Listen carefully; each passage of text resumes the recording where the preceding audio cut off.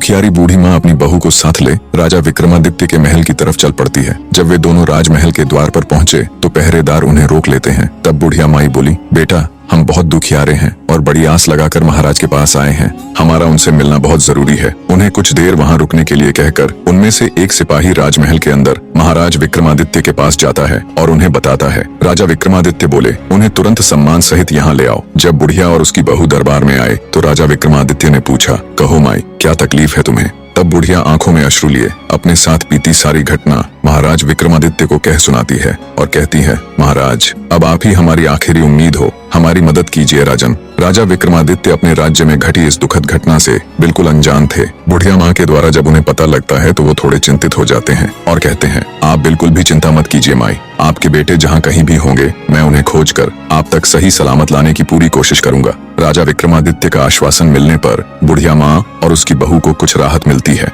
राजा विक्रमादित्य बोले, माई आप अपने घर लौट जाएं, भगवान ने चाहा तो जल्दी ही आपके दोनों बेटे आकर आपसे मिलेंगे। राजा विक्रमादित्य अगले दिन पूरी तैयारी कर अपने घोड़े पर सवार हो निकल पड़ते हैं दैत्य दंभिकासुर के ठिकाने की खोज में।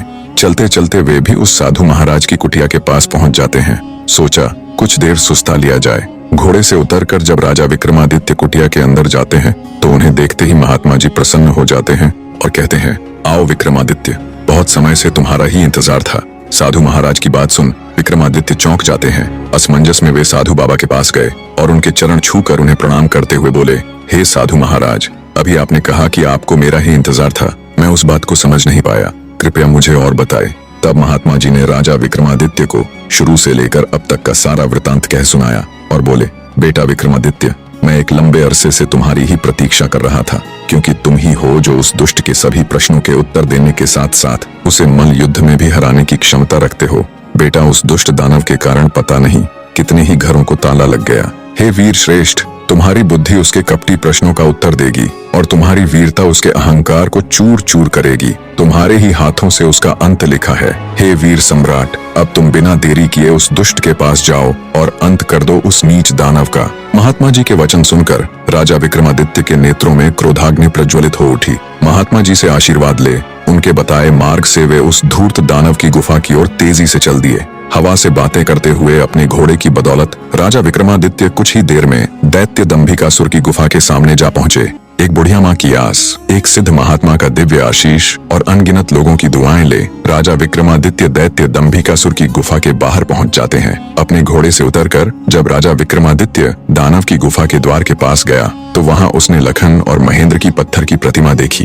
गुफा के प्रवेश द्वार पर खड़ी उन दो पत्थर की मूर्तियों को देखकर राजा का हृदय विषाद से नहीं बल्कि प्रतिशोध की ज्वाला से धधक उठा। राजा विक्रमादित्य ने गुफा के मुख पर खड़े होकर ऐसी भीषण गर्जना की कि पहाड़ की चट्टानें तक कांप उठी। उठ कपटी राक्षस, तेरे अत्याचारों का हिसाब चुकता करने विक्रमादित्य आया है। जब राजा विक्रमादित्य की गर्जना भरी ललकार दैत्य दंभिकासुर के कानों में पड़ी तो वो सक पकाकर आंखों में क्रोधाग्नि लिए दहाड़ता हुआ गुफा से बाहर आता है और कहता है, आज कौन मूर्ख मेरे हाथों से मरने आया है? आज कौन सा कीड़ा, कौन धरती का बोझ है जो दंभिकासुर को ललकार रहा है? दैत्य दंभिकासुर को देख क्रोधित राजा विक्रमादित्य बोला, ओह तो तू है वो मक्कारी दानव जो देवताओं के वरदान की आड़ में छिपकर लोगों को पत्थर का बनाने के लिए छल कपट से अपने ऊपर आक्रमण करने के लिए उन्हें उकसाता है। दुष्ट राक्षस, क्या मिला तुझे ऐसा करके? पर अब और नहीं, तेरे पाप का घड़ा भर चुका है, तेरा अंत अब ज्यादा दूर नहीं। राजा विक्रमादित्य की आत्मविश्वास भरी बातें सुन दंभिकासुर थोड़ा सक पकाया। राजा विक्रमादित्य बोले,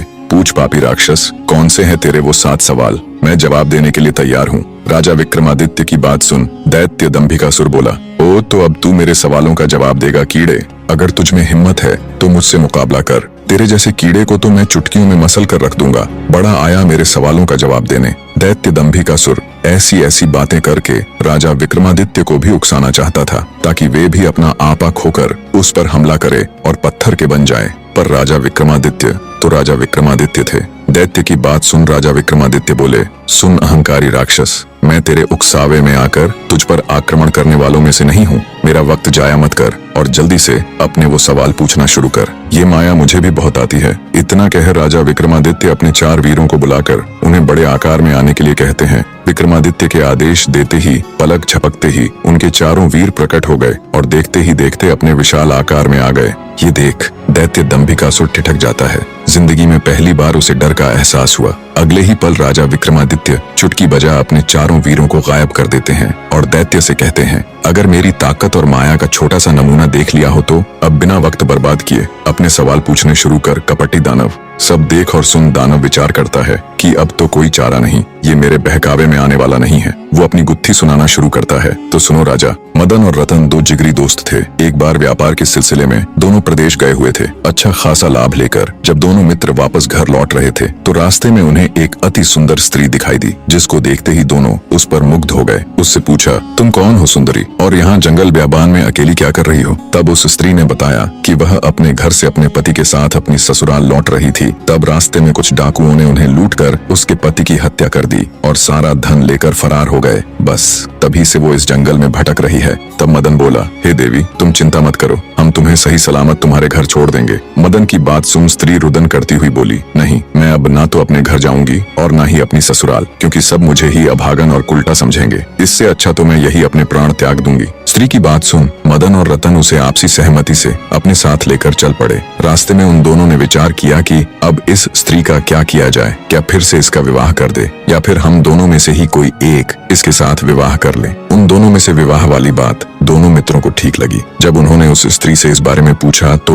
वो स्त्री बोली, मुझे तो तुम दोनों ही अच्छे लगते हो। ये सुन दोनों मित्र और अधिक उलझन में पड़ गए। अंततः दोनों ने फैसला किया कि पर्ची डाली जाए, जिसका नाम आएगा वो ही इस युवती के साथ विवाह करेगा। पर्ची डाली गई तो सुंदर स्त्री मदन के हिस्से में आई। मदन ने उससे विवाह कर लिया और दोनों अच्छे से अपना जीवन व्यतीत करने लगे। समय का चक्र घुमा और एक संतान होने के बाद मदन किसी दुर्घटना का शिकार हो गया। मदन के मरने के बाद स्त्री रत्न के पास गई और धन व्यापार में अपना हिस्सा मांगने लगी, पर असल में व्यापार और धन में मदन की कोई भागीदारी नहीं थी, तो रतन ने उसे साफ मना कर दिया। राजा विक्रमादित्य पूरे ध्यान से दैत्य दंभिकासुर की ये कहानी सुन रहे थे। आगे दंभिकासुर बोला तो रतन के मना करने पर वो स्त्री राज दरबार में पेश हो गई। राजा ने जब दोनों पक्षों की बात सुनी तो रतन के हक में फैसला सुनाया और बोला, रतन की दौलत में स्त्री का कोई हक नहीं है। इतनी कहानी कह दैत्य दंभिकासुर राजा विक्रमादित्य से बोला, बता क्या उस राजा का फैसला सही था? दैत्य की बात सुन राजा विक्रमादित्य हल्के से मुस्कुराते हुए बोले, नहीं, अगर मैं उस राजा की जगह होता तो मैं निर्णय लेता कि उस स्त्री को रतन की दौलत में से हक मिलना चाहिए। दैत्य बोला, ऐसा क्यों? राजा विक्रमादित्य बोले, भले ही मदन के भाग में वो स्त्री पर्ची पर उसका नाम आने से आई थी, पर एक प्रकार से वह संपत्ति तो दोनों की ही बराबर थी, इसलिए उस स्त्री को बिल्कुल उत्तराधिकार है रत्न की संपत्ति में हिस्सा मांगने का। राजा विक्रमादित्य की बात सुन दैत्य पूरी तरह उनके जवाब से संतुष्ट होता हुआ बोला, तुमने बिल्कुल ठीक कहा, तुम्हारा फैसला वाकई में उचित होता। आगे दैत्य दंभिकासुर बोला, पर ज्यादा खुश होने की जरूरत नहीं, अभी मेरे 6 सवाल और बाकी हैं। राजा विक्रमादित्य बोले, पूछो दुष्ट राक्षस, मैं तुम्हारे सवालों का जवाब देने ही यहाँ आया हूँ। दैत्य दंभिकासुर थोड़ा हिचकिचाकर बोला, तो सुनो राजा, सिंधुपुर राज्य पर समरवीर नाम का एक बड़ा दयालु और प्रतापी राजा राज करता था। वो अपनी प्रजा की हर यथासंभव मदद किया करता था। एक दिन उसके दरबार में एक बनिया अपने 3 अंधे पुत्रों के साथ आया। सबने राजा को प्रणाम किया। बनिया राजा से बोला, महाराज, मैं इस समय बहुत विपदा में हूँ, कृपया मुझे 1000 स्वर्ण मुद्राएं कर्ज दें, मैं 6 माह बाद वापस कर दूंगा। हे राजन, तब तक मैं इन स्वर्ण मुद्राओं के बदले अपने 3 बेटों को आपके पास गिरवी रख दूंगा। बनिए की बात सुन राजा बोला, आपके 3 पुत्र तो अंधे हैं, भला ये मेरे किस काम के? बनिया बोला, ऐसा न कहें राजन, मेरे 3 बेटे बहुत गुणी हैं। पहला लड़का घोड़ों की पहचान में अद्वितीय है, दूसरा लड़का आभूषणों का अद्भुत पारखी है और तीसरा लड़का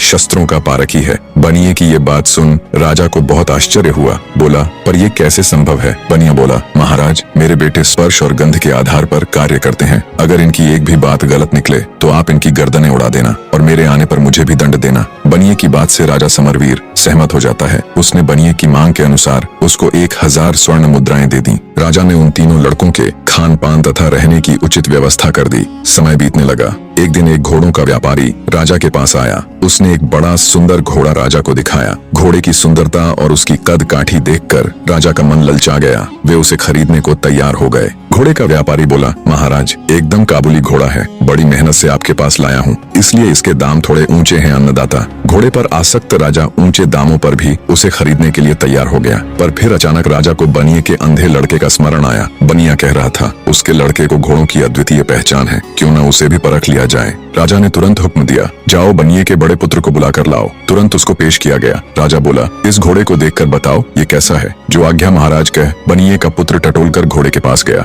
और टटोलते हुए घोड़े को परखने लगा। एक अंधे को घोड़ा परखते देखकर सौदागर के साथ साथ वहाँ मौजूद हर कोई मंद मंद मुस्कुरा रहा था। भला अंधा घोड़े की क्या पहचान कर सकता है। लड़का घोड़े को सूंघने लगा तो सौदागर बोला, बस करो भाई, कहीं घोड़ा भी सूंघ कर परखा जाता है भला। पर बनिए का लड़का अपने काम में लगा रहा। वो घोड़े पर हाथ फेर फेर कर उसको जगह जगह पर सूंघता रहा। फिर कुछ देर बाद अलग हटकर खड़ा हो गया। तो कैसा है ये घोड़ा? राजा ने जब पूछा तो वो बोला, राजन यह घोड़ा भूल कर भी न खरीदें। राजा आश्चर्य से बोला, क्यों, क्या खराबी है इसमें? राजा की बात का जवाब देते हुए लड़का बोला, महाराज हाथ कंगन को आरसी क्या, किसी को भी घोड़े के ऊपर बैठाकर परख लें। राजा ने तुरंत एक सैनिक को आदेश दिया। आदेश पाते ही सैनिक घोड़े पर बैठा और उसे चलाने लगा। कुछ दूर तक तो घोड़ा ठीक से चला, फिर घोड़े ने सैनिक को बुरी तरह पटक दिया और हिनहिनाने लगा। ये देख सौदागर आश्चर्यचकित रह गया और बोला, राजन ये घोड़ा मेरे साथ ऐसा तो कभी नहीं करता। राजा कुछ कहता उससे पहले ही अंधा बोल उठा, तुम्हारे साथ क्या? हर ग्वाले के साथ ये ऐसा नहीं करेगा। तुम ग्वाले हो, गाय भैंस का रोजगार छोड़कर घोड़ों का व्यापार कर रहे हो। हैरान होता हुआ व्यापारी बोला, मैं ग्वाला हूँ,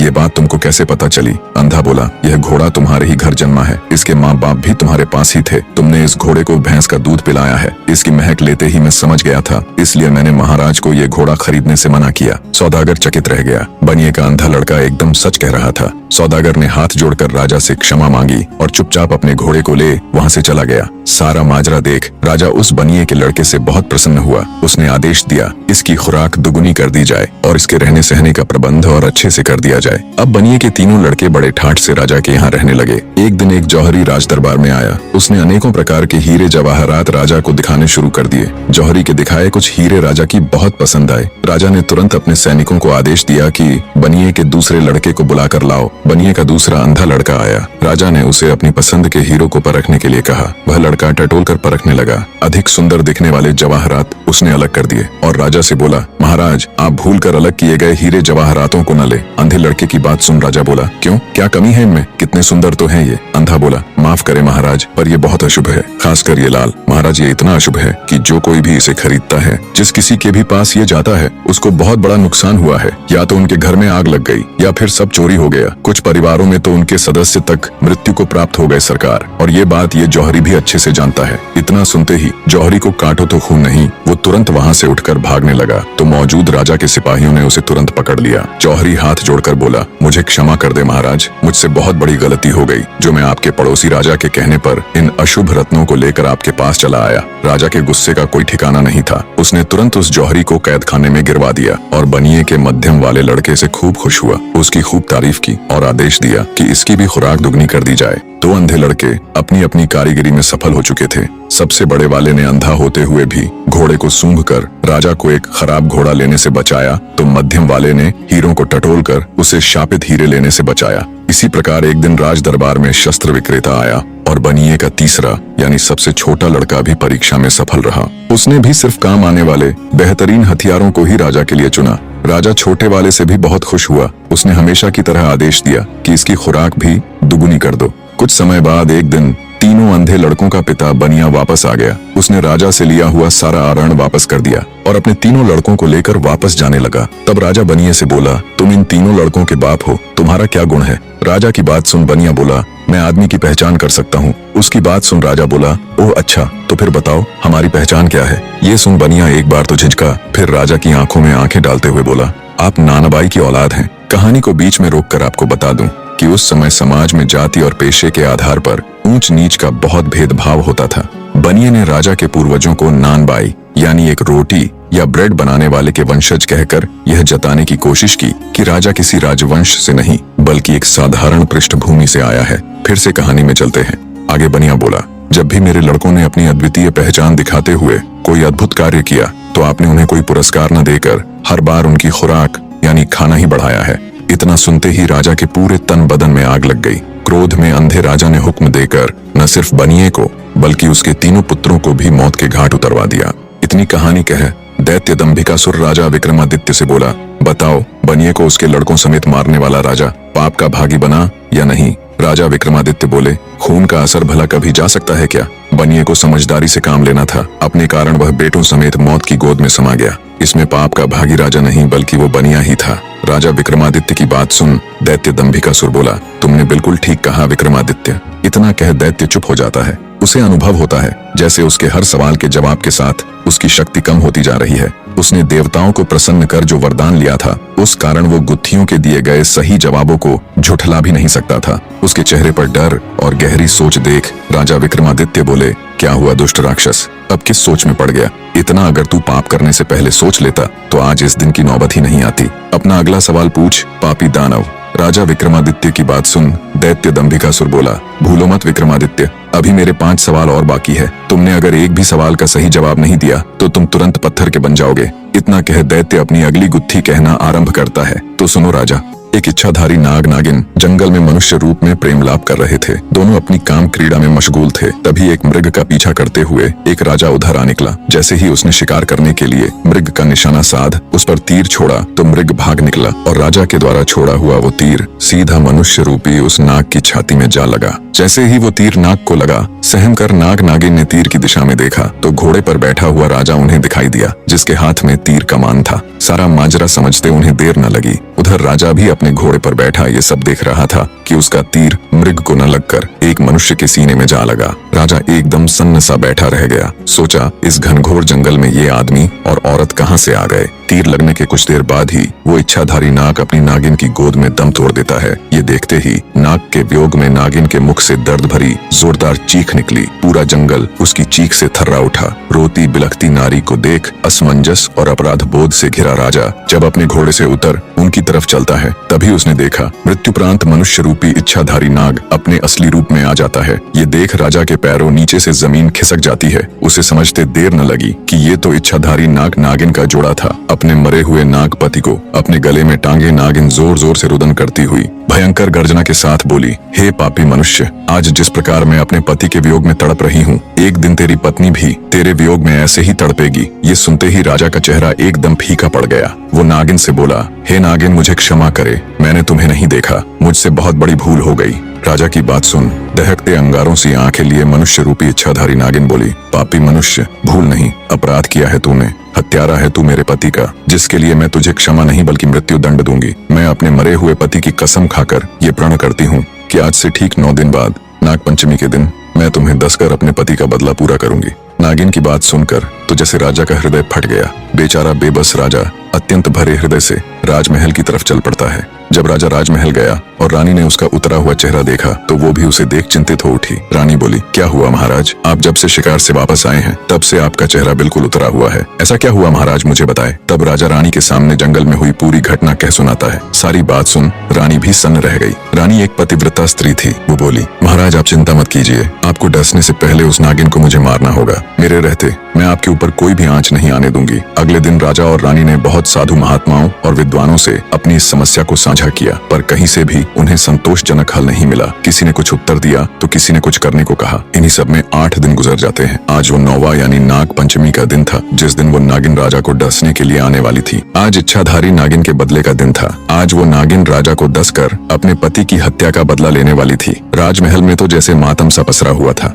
मारे भय के राजा महल के कमरे में दुबका हुआ था। उसने अपने कक्ष से लेकर महल के मुख्य द्वार तक सिपाहियों को तैनात कर दिया। महल के चारों तरफ सिपाहियों का कड़ा पहरा था। तभी भिक्षा के लिए एक सिद्ध महात्मा जी राजमहल पधारे। महल में पसरा हुआ मातम देख जब महात्मा जी ने द्वारपालों से कारण पूछा तो द्वारपाल ने सारा किस्सा महात्मा जी को कह सुनाया। द्वारपाल की बात सुन महात्मा जी बोले, तुम मुझे फौरन अपनी रानी के पास ले चलो। तब एक द्वारपाल अंदर गया और उसने महारानी को बाहर उस महात्मा के आने का किस्सा बताया। द्वारपाल की बात सुन महारानी खुद ही राजमहल के द्वार पर गई और सम्मान पूर्वक महात्मा जी को राजमहल के अंदर ले आई। उन्हें अच्छे से जलपान कराया और हाथ जोड़कर बोली, हे साधु बाबा, आप हमारी विपत्ति से भली भांति परिचित हो चुके हैं, अब आप ही कोई युक्ति बताएं महाराज। महारानी की बात सुन साधु जी बोले, सुनो बेटी, इसका एक उपाय तो है पर पक्का नहीं है कि वो इच्छाधारी नागिन तुम्हारे पति को छोड़ ही देगी। साधु की बात सुन महारानी बोली, कृपया हमें बताए साधु महाराज, वो क्या उपाय है। तब साधु बाबा ने बताना आरंभ किया, सुनो बेटी, सबसे पहले तो ये महल के चारों ओर जो इतना सख्त पहरा है इसे हटवा दो। जितने भी सिपाही राजा की सुरक्षा में तैनात है उन्हें भी वहाँ से हटा दो। साधु जी की ये बात सुन महारानी के मन में सवाल तो पैदा हुआ,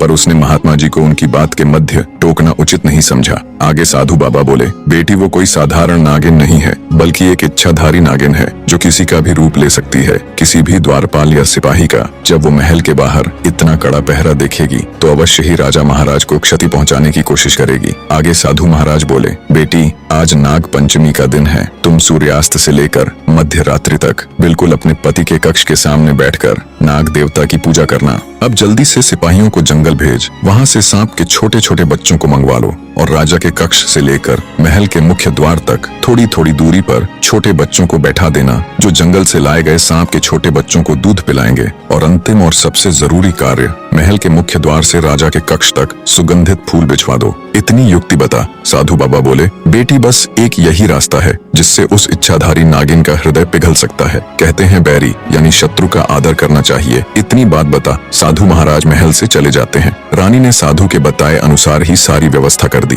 राजा की सुरक्षा में तैनात सभी सैनिकों को हटा दिया। महल के चारों ओर से भी सिपाहियों का पहरा हटवा दिया। राजा कक्ष से लेकर महल के मुख्य द्वार तक ताजे सुगंधित फूल बिछवा दिए और खुद राजा के कक्ष के द्वार पर बैठकर नाग देवता की पूजा करने लगी। जब रात्रि का पहला पहर शुरू हुआ तो वो इच्छाधारी नागिन राजा से अपने पति की हत्या का बदला लेने के लिए आई। नागिन राजा को दस कर उसे मारने के लिए जब राजमहल के मुख्य द्वार से अंदर जाती है तो वो दंग रह जाती है। उसने देखा महल के मुख्य द्वार से महल के अंदर तक अत्यंत खूबसूरत और नाना प्रकार के सुगंधित फूल रास्ते में बिछाए गए हैं। फूलों के स्पर्श और उनकी महक से नागिन मंत्रमुग्ध होती हुई आगे बढ़ती है और सोचती है, मैं तो ये सोच कर आई थी कि राजा को पहले ही उसे मारने का तय दिन बताने के कारण बहुत सख्त पहरा होगा। चप्पे चप्पे पर राजा के सैनिक शस्त्रों सहित खड़े होंगे, पर उसे तो कहीं एक भी सिपाही नजर नहीं आया। हैरानी के साथ इसी उधेड़बुन में नागिन जब थोड़ी आगे बढ़ी तो उसने देखा छोटे छोटे मासूम बच्चे अंदर जाने वाले रास्ते के दोनों तरफ बैठे हुए सांप के बच्चों को दूध पिला रहे हैं और उनके साथ खेल रहे हैं। इतना सब देख नागिन का हृदय द्रवित होने लगा। उसकी क्रूरता क्षण भर के लिए ममता में बदल गई, पर तभी उसे अपनी प्रतिज्ञा याद आती है। अपने पति की मृत्यु का दृश्य याद कर नागिन गुस्से में फुफकारती हुई आगे बढ़ी। जब वो महल के बिल्कुल अंदर राजा के कक्ष के सामने पहुंची तो देखा महारानी हाथ जोड़कर नाग देवता की पूजा में तल्लीन है। महारानी को जब नागिन के आने का एहसास हुआ तो वो हाथ जोड़कर नागिन के सामने खड़ी हो जाती है और आंखों में अश्रु लिए नागिन से कहती है, आओ नागिन देवी, आपका स्वागत है। उम्मीद है आपको यहाँ तक आने में किसी प्रकार की तकलीफ नहीं हुई होगी। हे नागिन देवी, मैं भली भांति परिचित हूँ कि आप यहाँ किस उद्देश्य से आई हैं। मेरे पति से अनजाने में ही सही, पर हुआ तो बहुत बड़ा अपराध है, इसलिए मैं आपको उन्हें डसने से बिल्कुल भी नहीं रोकूंगी। पर मेरी आपसे एक गुजारिश है, आप मेरे पति को डस कर उनके प्राण हरे, उससे पहले आप मुझे भी डस ले। मैं एक पतिव्रता स्त्री हूँ, मैं ये कदापि नहीं देख सकती कि मेरे जीते जी मेरे पति को कुछ भी हो जाए। इतनी कहानी कह दैत्य दंभिकासुर राजा विक्रमादित्य से पूछते हैं, बताओ विक्रमादित्य, क्या वो नागिन राजा को डस कर अपने मरे हुए पति की खाई हुई कसम पूरी कर अपनी प्रतिज्ञा निभाएगी या नहीं? दोस्तों, कहानी में आगे बढ़ने से पहले और राजा विक्रमादित्य का जवाब सुनने से पहले ये सवाल आप सबके लिए भी है। दैत्य दंभिकासुर के प्रश्न का जवाब देते हुए राजा विक्रमादित्य बोले, नहीं दुष्ट राक्षस, वो नागिन राजा को नहीं डसेगी, क्योंकि जब उसने महल में प्रवेश करते समय अपना सत्कार देखा और नन्हे बच्चों को छोटे सांपों को दूध पिलाते देखा तो उसका हृदय तो पहले ही पिघल चुका था। बाकी बचा खुचा गुस्सा भी रानी की पतिव्रता देखकर पिघल गया। आखिर थी तो वो भी एक औरत ही। बदले की सीमा से पतिव्रत बहुत आगे निकल गया। और रही बात मरे हुए पति की कसम खाकर बदले की प्रतिज्ञा की, तो नागिन ने पास ही जल रहे पूजा के हवन कुंड में खुद को झोंक कर अपने प्राण त्याग दिए। अब न वो जिंदा रहेगी और न उसे अपनी प्रतिज्ञा पूरी करनी पड़ेगी। विक्रमादित्य का जवाब सुन दैत्य दंभिकासुर निराश होते हुए बोला, तुमने ठीक कहा, तुम वाकई में बहुत बुद्धिमान हो राजा विक्रमादित्य, पर अभी भी मेरे 4 सवाल बाकी हैं। कहानी का तीसरा यानी अंतिम अध्याय भी बहुत जल्दी लेकर आएंगे। बने रहे मेरे लाडले दर्शकों।